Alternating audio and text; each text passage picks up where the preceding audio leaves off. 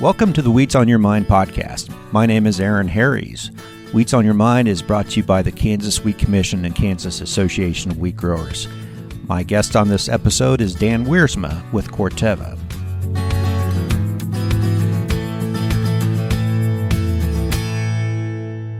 Dan Wiersma earned his degrees from the University of Wisconsin-Madison, where his graduate work focused on intensive wheat production systems. He began his career at UW-Madison as the field crops research lead at the Marshall Agricultural Research Station.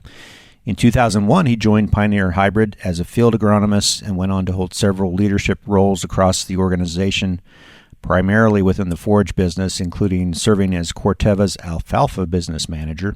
In 2023, he returned to his wheat roots as Global Project Manager for Wheat at Corteva, where he is leading the effort to bring hybrid wheat technology from research plots to farms across Kansas. Dan, thanks for joining me on the podcast. You're welcome. Thank you for the opportunity.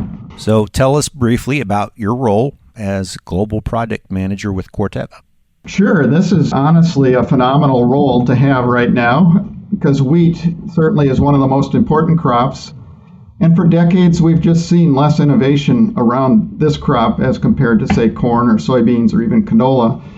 And that's starting to change in a very meaningful way. So at Corteva, my role as Global Product Manager for wheat is essentially to lead the wheat business globally, to think about its strategy, its trajectory, to make sure we're on track, and ultimately its commercial success. And this job is about connecting our cutting-edge science and our breeders with our seed production team and our marketing, finance, and as well as our regional commercial teams to make sure all of those pieces keep moving in the right direction. Another core part of the role, I believe, is telling the story of wheat and the future of hybrid wheat in particular. And hybrid wheat really is a new way of thinking about wheat that we need to certainly align internally, but make sure that we're articulating the value and earning the trust with future customers over time. And so in part how I do that, and finally how that works is that I spend a fair bit of time and energy just staying connected to the wheat community, listening to farmers, listening to the industry. I'm trying to understand the risks, the economics, and people's lived experience around this crop.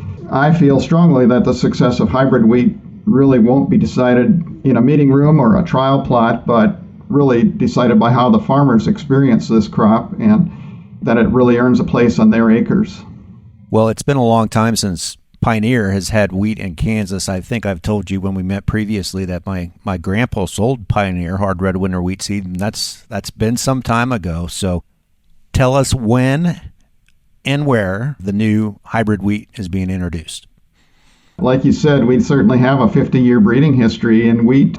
Part of it included hard red winter wheat in Kansas and the Plains states. Today we have a very strong varietal soft red winter wheat program, but in the last 10 years our breeding focus has shifted to creating hybrids and developing a production system to deliver hybrid wheat to Kansas wheat farmers and to other wheat farmers around North America and ultimately the world. You know, our goal is for farmers to have very highly productive crop that's profitable for them, but gives them choices as well as lends to the sustainability of their operations long term. So we're looking forward to introducing hybrid wheat in the fall of 2027 in the hard red winter class. That'll be, a chance to introduce farmers to that. It'll be at a sort of a small scale to begin with, but we see Kansas as the epicenter of our launch and look forward to that launch.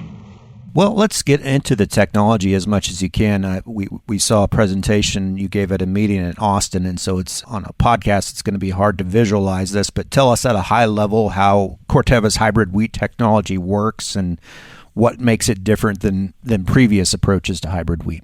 And I'm going to start by talking about sort of the holy grail of plant breeding is heterosis or hybrid vigor. We've seen it starting 100 years ago with Henry Wallace and the Pioneer Hybrid Seed Company that cracked the code to hybridize corn. We're celebrating that this year. During that time, yields went up, risks went down over time, and ultimately farmers adopted it. Today, most acres in the United States, for sure, are planted to hybrid corn. But here's the puzzle. If hybrid crops are so powerful, why is wheat arguably, one of the most important crops on earth? Why is wheat still, basically 99% plus open pollinated, non-hybrid varietal seed products? And I think the short answer to that is wheat biology makes the economics very difficult to solve. And so let's talk about that biology just for a minute. One of the most underappreciated facts about modern wheat plants is the fact that it's a genetically complex species. It's a hexaploid, which means it has 6 sets of chromosomes in each cell, and its genome is enormous. It's roughly 5 times the size of the human genome. So that combination of chromosomes and repetitive DNA gives wheat some nice resilience and adaptability, but it also makes it very difficult to improve genetically. Wheat's also a self-pollinating crop, which means that the flowers are fertilized from the pollen on the same head even before the pollen can escape that head. So to make hybrids, you have to essentially stop wheat from doing what it wants to do naturally, which is to release that pollen and fertilize that flower on the same head. So over the last few decades, there's been several attempts at trying to manage that in what we call pollen control systems, often called sterility control systems. The most common one is called CMS, or cytoplasmic male sterility. There's been another system that's been tried called chemical hybridization, but the math to produce hybrid wheat just seems to not have worked in either of those systems, and many programs were shut down or the costs were too high to commercialize it at a large scale. So we think a turning point came in 2018 when the wheat genome was published.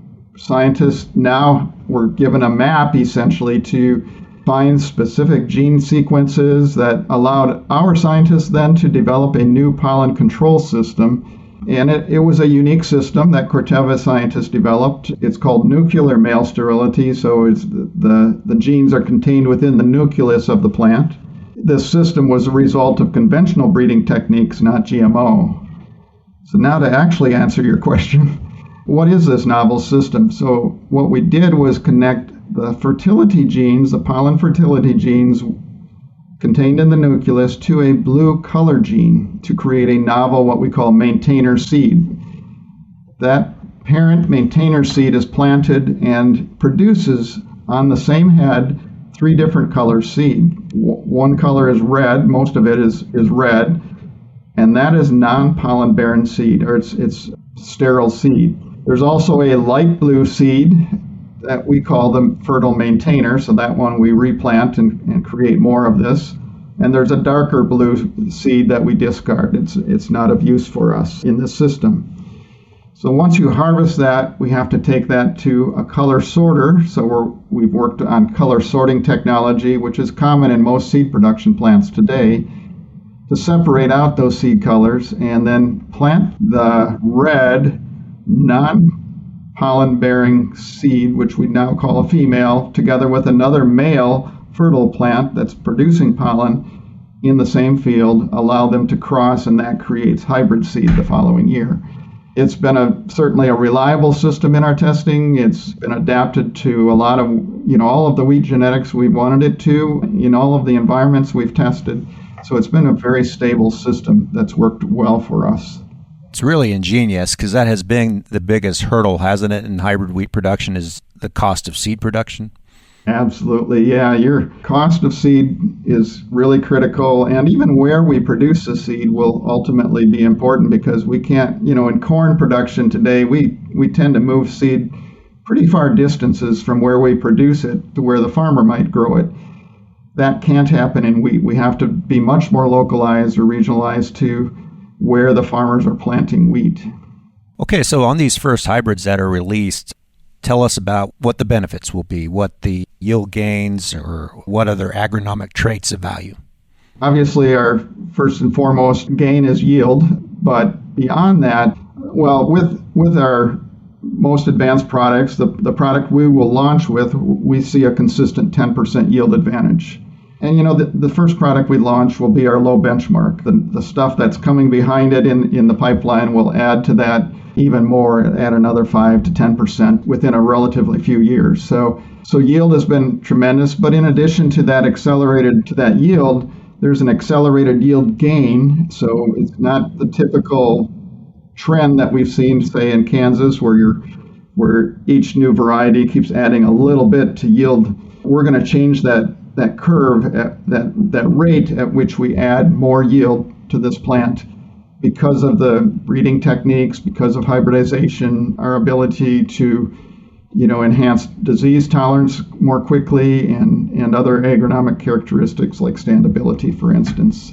We see this 10% yield advantage, but even more interesting is that when we grow these hybrids under water-limited conditions, some of those tough environments, the yield advantage for the hybrid jumps to 20% over the leading competitive varieties that are in the same environment. And so that really speaks to this whole potential about stability and resilience and just reducing risk, even in challenging environments. Water challenge is common here too in Kansas wheat country, so that's good to hear that. Mm-hmm. What are some of the key milestones you have to reach between now and the planned launch in fall of 2027, getting things ready for that? Number one, we're very confident in the hybridization system. We know that it will deliver the yield on the farm that we're claiming, that we see in our research plots. We know that we can produce the seed effectively and are working hard to make it even more efficient. So our commercial launch team is really in a full planning mode. Our parent seed is in the ground, so obviously that's a critical piece for that first product that we launch with. Next year we'll seed the hybrid seed. This fall actually we'll seed the hybrid seed production fields, which produce the hybrid seed that we harvest in 2027, and then the fall of 27 can release that for sale and placement on the farm. So yeah, those are, we feel like we're really on track for where we want to be, and that hasn't changed over the last couple of years. So, how are the hybrids going to be rolled out? Is that going to be sold through existing Pioneer seed dealers? Our early launch will be through the Pioneer brand. We feel we have a large sales team in place around the geographies where we want to sell hybrid wheat. And within the seed industry, this team is well known for bringing, the highest level of agronomic support and services to farmers, so that we think that's ideal for launching a new product like hybrid wheat. So we're in the process of training our teams, our agronomy teams, our field teams, and in 2027 we'll begin inviting, our sales reps and customers to the field for that sort of touch and feel experience with hybrid wheat. At the same time, we do have a global strategy team in place that's working to think about what are the other opportunities to get wheat in farmers' hands, not only here in North America, but around the world. Market conditions in the fall of 2027 are going to have a lot to do with pricing, but as you look forward, how does Corteva plan on pricing the hybrid wheat system?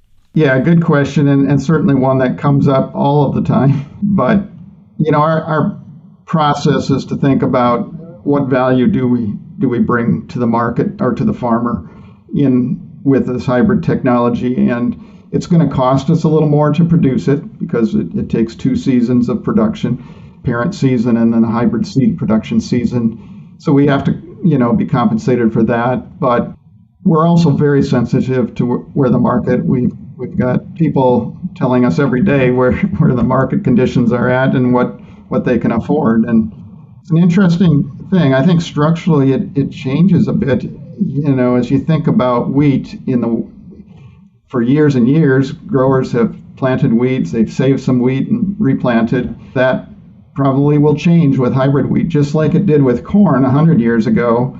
The early criticism by farmers was this: I can't afford to pay that much for corn, and yet once they saw it perform under some drought conditions or other stressful environments and saw that tremendous yield advantage and reduction of risk, they adopted it fairly quickly. And so I feel like that's going to be a similar scenario here for us in wheat. Early adoption, there will be plenty that say, I it's not worth the money to me. But I think over time, you look a decade down the road, and it probably will be a relatively easy choice, just given the advantages.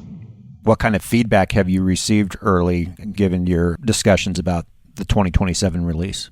Boy, a lot of interest in hybrid wheat. People understand the power of hybrids. I think that's pretty common. And they look forward to that capability in wheat. The risks associated with growing wheat are very high, and especially as you get farther west in Kansas, for instance, where the variability, the risk, the yield potential is just tough. I think growers are excited to have a look at new technology that might address that. But plenty of them are still, they have a good level of skepticism and are concerned about price. They're concerned about grain quality, or, how might additional yield productivity impact even commodity prices over time. So I think they want to see it in their own fields first, just like most other new products. They want to try it and experience it before they make a final decision. So Dan, going back to your graduate days working on intensive wheat production, what impresses you the most about where the wheat industry is now compared to back then? A lot of different tools available, aren't there? Absolutely. Those early days of growing wheat, we were fighting disease. We had relatively tall varieties that would lodge easily if you put too much nitrogen on them. And so having the tools of things like plant growth regulators and fungicides and better management techniques around seeding rates and fertility regimes, boy, that's given us a tremendous. It's been fun to watch the National Wheat Yield Contest to see where that goes, with these growers growing well over 200 bushel wheat in many places of the country. And so that's exciting. I look forward to the day when we have hybrids in those contests. Beyond hybrids, anything else that Pioneer's working on, or what do you see as kind of the next big leaps in wheat breeding? A lot of technologies are aligning right now. Our focus has been really around this hybrid system, and that's a big leap in and of itself. Having the genome mapping really gives us a better idea of how to address other issues like disease resistance or other pest resistance, or maybe even things like nitrogen use efficiency or water use efficiency. Things like that would certainly be potential targets. Often the question around grain quality comes up, especially from our end users. We don't want to give up grain quality for all this yield. So having an opportunity to address those, what we're going to release will have adequate grain quality equal to the current market standard. But is there an opportunity in the future to even improve on that through our breeding efforts? Possibly. Do want to ask, Pioneer's got a history with Kansas State University and wheat. So are there collaborations between public breeding programs and the program you have? Absolutely. The universities have been key partners over the years. We've been able to acquire some germplasm through different universities and build up a nice diverse array of germplasm to work with. And, they've been a really important link into that scientific community, and we don't see the collaboration going away. We hope that it stays strong into the future. So as we head towards the fall of 2027, which is not that far away, what questions should farmers be asking or of their Pioneer dealers, or how should they prepare for the introduction of hybrid wheat? Honestly, one of the questions we get is, will I have to change my management practices? And the answer to that is no.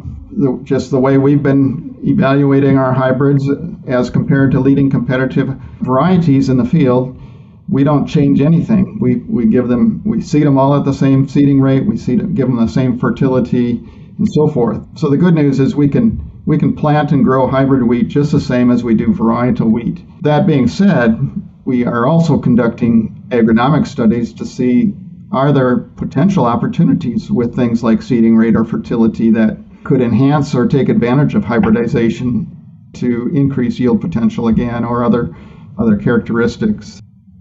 Dan, we will certainly be in touch with you, I think, as we get closer to rollout, but appreciate you sharing an introduction with us on Pioneer wheat hybrids. Are there any resources available to farmers right now if they're more curious about it? Nothing really in print right now, but we're working on building those resources for training and education purposes and ultimately marketing purposes. So stay tuned. I try to tell people to be patient, and it's coming, but people, of course, are very anxious to see this product launched and out in the field. Well, it is exciting. Dan, thank you so much for your time, and we'll check back in with you later. All right. Thank you.